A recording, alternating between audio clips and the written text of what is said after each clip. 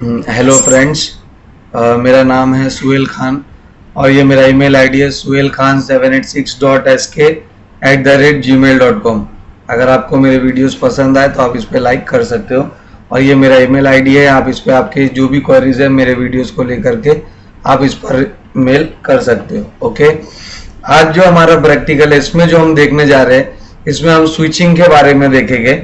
Switching के बारे में हम ये देखेंगे कि क्या स्पैनिंग ट्री क्या होता है, रैपिड स्पैनिंग ट्री क्या होता है, किसी भी स्विच को रूट ब्रिज कैसे बनाया जाता है, नॉन रूट ब्रिज कैसे बनाया जाता है, ये सारी चीजें आज हम लोग इस वीडियो में देखेंगे। ओके, सो मैं स्टार्ट करता हूँ। ये रहा सिस्को पैकेट ट्रेसर। ओके, ये हमारा सिस्को पैकेट ट्रेसर है। ये मैं इसको मैक्सिमाइज कर देता हूँ। मैं दो स्विच लेता हूँ। ओके, यहाँ पर मैं स्विच पे क्लिक करूंगा तो स्विच की सारी सीरीज ओपन हो जाएगी। स्विच की सारी सीरीज ओपन होने के बाद में मैं दो स्विच ले लेता हूँ। 2960 का एक स्विच ये तरफ ले लिया और 2960 का एक स्विच दूसरे तरफ ले लिया। अब मैं स्विच से स्विच को कनेक्ट करूंगा। स्विच से स्विच ये सिमिलर डिवाइस है।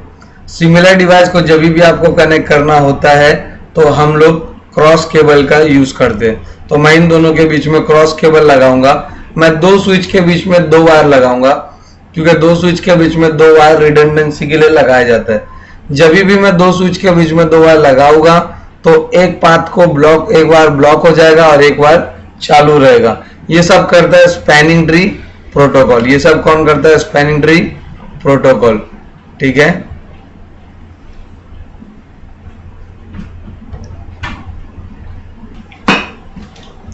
ओके, तो मैंने दो स्विच ले लिया हूं।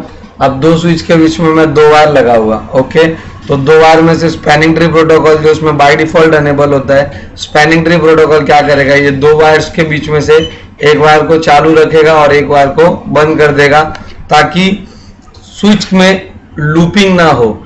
क्योंकि अगर दोनों वायर चालू होगा तो स्विच के बीच में लूपिंग हो जाएगा। ओके, तो स्विच के बीच में लूपिंग ना हो इसीलिए हम लोग दो वायर लगाते हैं और स्पैनिंग ट्री जो है वो एक वायर को ब्लॉक कर देता है। तो मैं दो स्विच के बीच में दो वायर लगाने जा रहा हूं फॉर रिडंडेंसी पर्पस। ये मैंने लगाया फाज इथरनेट 0/1 से, वहां पर भी गया फाज इथरनेट 0/1 पे, दूसरा लगाया फाज इथरनेट 0/2 पर और यहाँ पर लगाया फाज इथरनेट 0/2 पर। देखिए अभी धीरे धीरे जो आपका एक स्विच के दोनों भी पोर्ट ग्रीन हो जाएंगे और एक स्विच का एक पोर्ट ग्रीन हो जाएगा और एक पोर्ट रेड हो जाएगा। क्यों? बिकॉज जो रूट ब्रिज होगा उसके दोनों भी पोर्ट ग्रीन हो जाएंगे और जो नॉन रूट ब्रिज होगा उसके एक पोर्ट ग्रीन होगा और एक पोर्ट रेड होगा। ओके,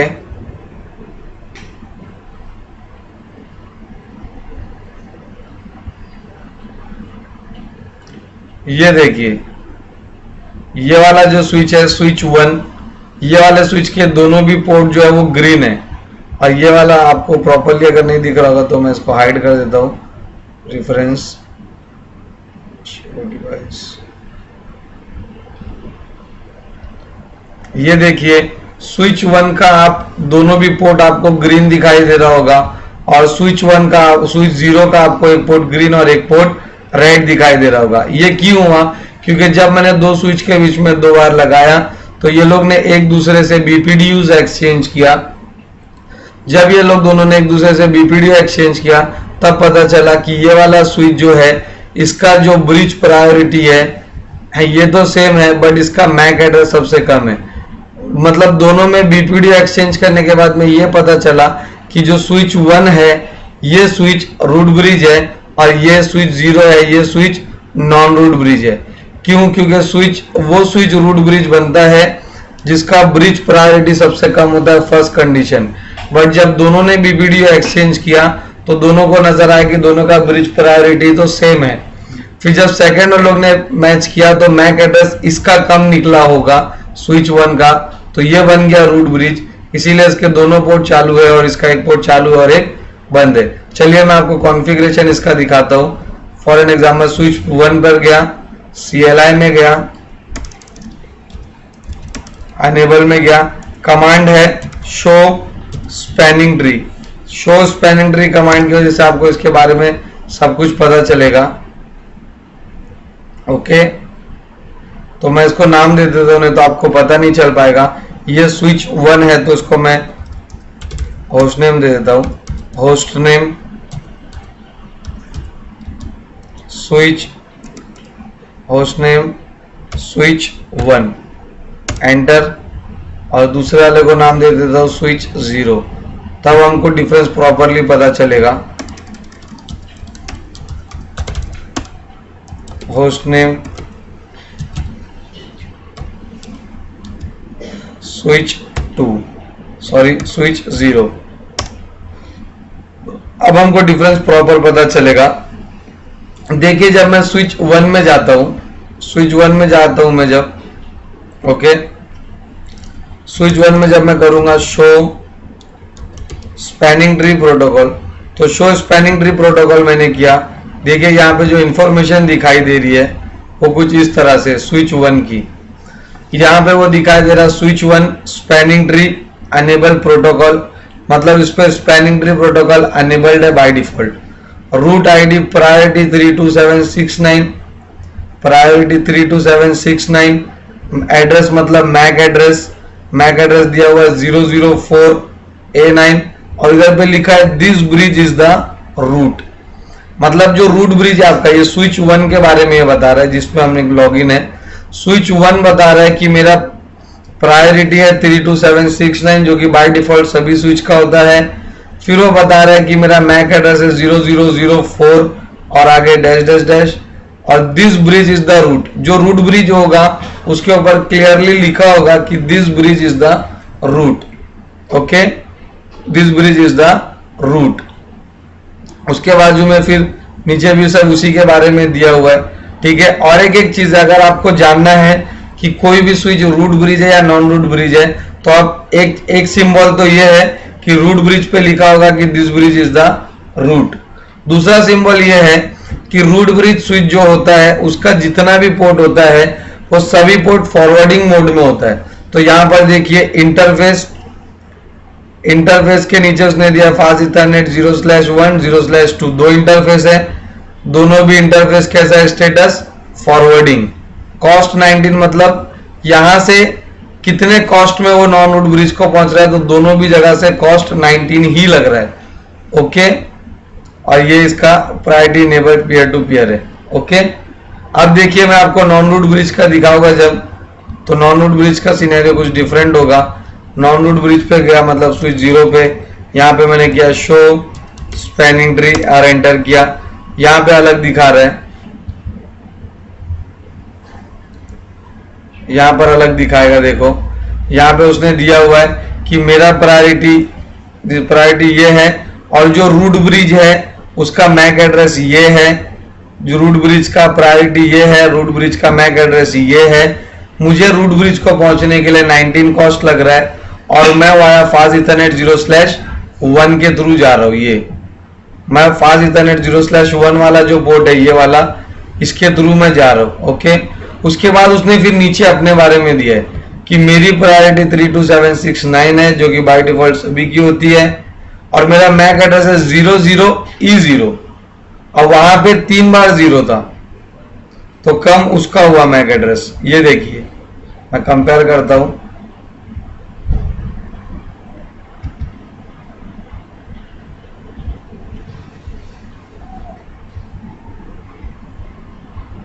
ये देखिए जब आप दोनों का मैक एड्रेस कंपेयर करोगे तो जो स्विच 1 है इसका मैक एड्रेस है 0004 और इसका मैक एड्रेस 00E0, तो उसमें से कम इसका मैक एड्रेस हुआ ये स्विच का, इसीलिए स्विच रूट ब्रिज बन गया।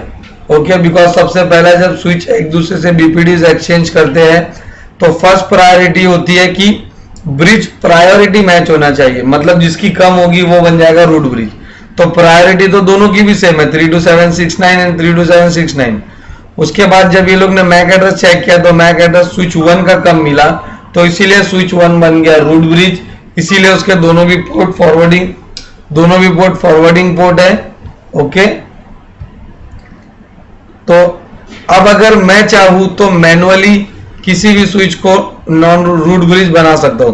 फॉर एन एग्जांपल अच्छा, और एक चीज, जब दोनों भी स्विच का पोर्ट कॉस्ट सेम था, पोर्ट नंबर 1 से भी कॉस्ट सेम लग रहा था, पोर्ट नंबर 2 से भी कॉस्ट सेम लग रहा था, लेकिन स्विच 0 ने पोर्ट फास्ट इथरनेट 0/1 को ही चालू रखा। क्यों? क्योंकि जब दोनों जगह से रूट ब्रिज को पहुंचने का कॉस्ट सेम लगता है तो ऐसी सिचुएशन में lowest number of port is better path, तो इसीलिए उसने फास्ट इथरनेट 0/1 वाले को चालू रखा और 0 वाले को बंद कर दिया। ओके, अब स्विच 0 जो है ये नॉन रूट ब्रिज है।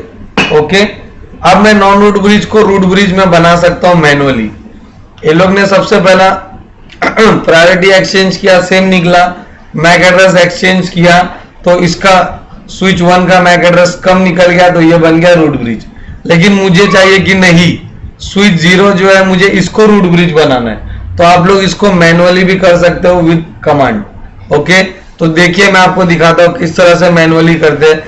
मैनुअली जैसे मैं कमांड दूंगा तो सारा सीन बदल जाएगा। जो स्विच 0 है इसकी दोनों लाइट ग्रीन हो जाएगी और जो स्विच 1 है उसकी एक लाइट ऑरेंज और एक लाइट ग्रीन हो जाएगी, क्योंकि स्विच 0 बन जाएगा रूट ब्रिज कमांड देने के बाद। देखिए मैं कमांड देता हूं रूट ब्रिज बनाने का। मैं कॉन्फ़िग मोड में जाऊंगा, ग्लोबल कॉन्फ़िग मोड में, स्विच 0 में हूं मैं। ओके, मैं स्विच 0 में हूं, स्विच 0 के ग्लोबल कॉन्फ़िग में हूं। कमांड है spanning tree VLAN1 root VLAN1 root primary. हाँ, स्पैनिंग ट्री स्पेस VLAN1 लिखना मैं भूल गया था, मैं सिर्फ VLAN लिख रहा था। VLAN1 root primary. जैसे ही ये कमांड लिख के मैं एंटर करूंगा तो अभी फिलहाल अगर आप देखोगे तो फिलहाल अभी ये वाली स्विच जो है इसका प्रायोरिटी नंबर है 32769। जैसे ही ये कमांड में लिखूंगा spanning tree VLAN1 root primary और मैं लिख के एंटर करूंगा तो जो मेरी प्रायोरिटी लेवल है 32769 वो घट करके हो जाएगा समथिंग 24,000 के अप्रोक्सीमेटली कुछ हो जाता है, लाइक 24,577 हो जाएगा। ठीक है, तो मैंने एंटर किया। अब जैसे मैं इसको क्लोज करूंगा ये देखिए यहाँ पे अब इंटर एक्सचेंज होना चालू हो जाएगा। अब जो ये स्विच 0 था इसकी दोनों लाइट ग्रीन होके ये बन जाएगा रूट ब्रिज। देखिए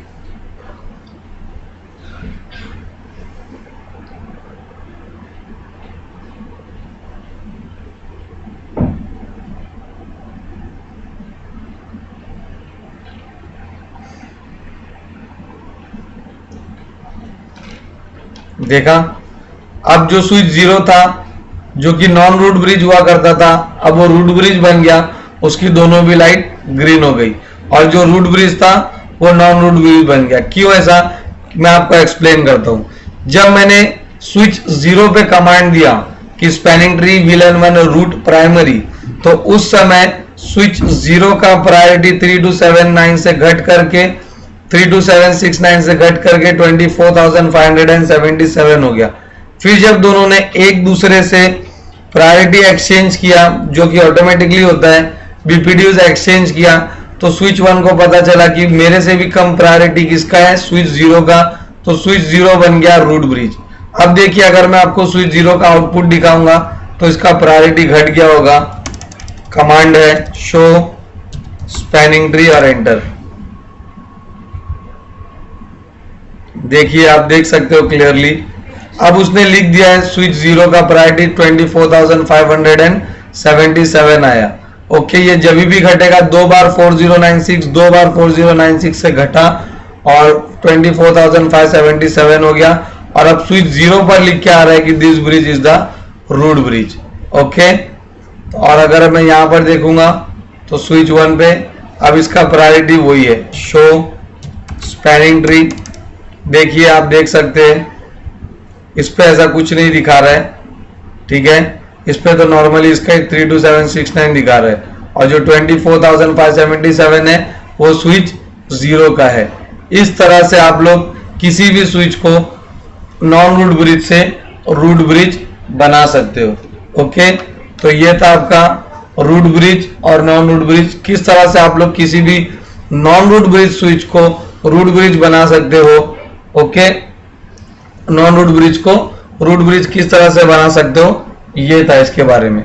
अभी मैं आपको और एक चीज इसमें बताना चाहूंगा, spanning tree and rapid spanning tree protocol. Spanning tree and rapid spanning tree के बारे में मैं आपको एक बात बताऊंगा। Okay, just wait a minute. Okay, तो मैं अभी आपको रूट स्पैनिंग ट्री और रैपिड स्पैनिंग ट्री के बारे में बताऊंगा।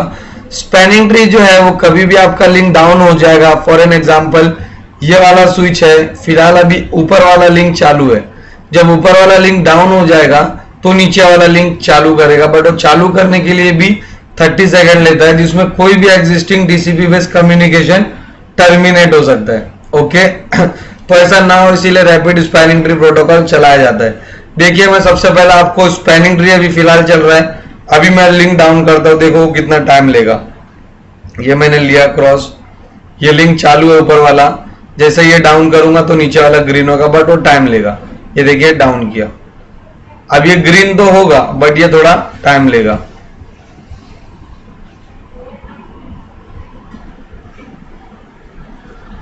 थोड़ा सा टाइम लेगा, ये 30 सेकेंड लेता है, 30 to 50 सेकेंड्स, 50 सेकेंड्स लेता है overall from blocking mode to forwarding mode में आने के लिए।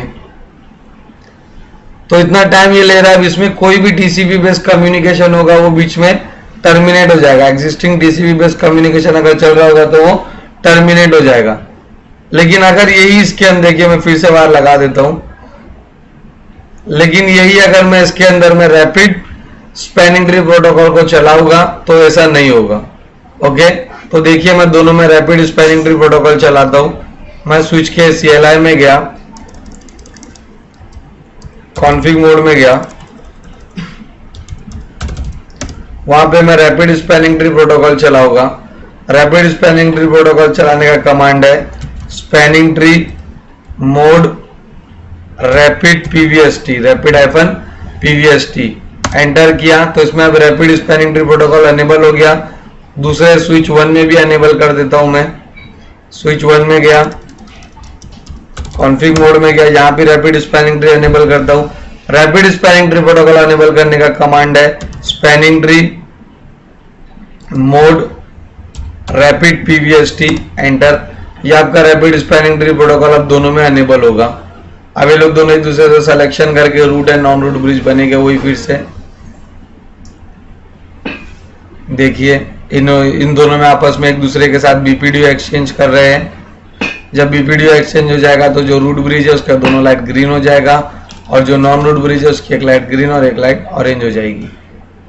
लाइट ऑरेंज या ग्रीन, लाइट ऑरेंज या रेड का मतलब है कि वो लिंक ब्लॉक है फिलहाल। देखा आपने। अब इसमें दोनों में rapid spanning tree protocol run हो रहा है। अब अगर मैं चालू लिंक, जो फॉर एन एग्जांपल नीचे वाला लिंक चालू है, अब अगर मैं ये लिंक डाउन करता हूं, अब अगर मैं ये लिंक